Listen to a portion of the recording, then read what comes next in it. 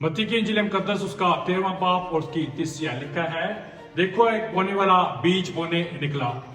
आप एक अच्छा बीज हो, लेकिन कहां पर पड़े हुए? ये बीज राह के किनारे पड़ा हुआ है, ये बीज पथरीली जमीन पर पड़ा हुआ है, और ये बीज वहां पर पड़ा है जहां पर झाड़ियां मौजूद हैं। आप कहां पर पड़े हुए बीज हो? कि मैं खुदा को मुर्दे इल्जाम ठहराता हूं, मेरे काम नहीं हो रहे, मैं बढ़ नहीं रहा, मैं बरकत नहीं पा रहा, लेकिन कभी ये नहीं सोचता कि मैं किस जमीन पर पड़ा हुआ बीज हूं।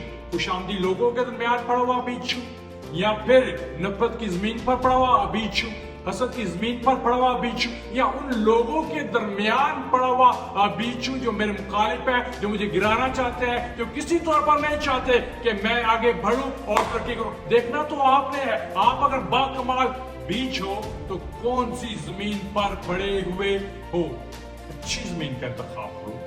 खुदा चाहता है आप बरकत हो, खुदा चाहता है आप बढ़ो, खुदा चाहता है आप दुनिया को मामूर महकूम करो, खुदा चाहता है, लेकिन आपने गलत जमीन का इंतखाब किया। आप बाकमाल बीचो, जब आप बाकमाल बीचो तो सही जमीन का इंतखाब करो। यीशु के नाम में आमीन।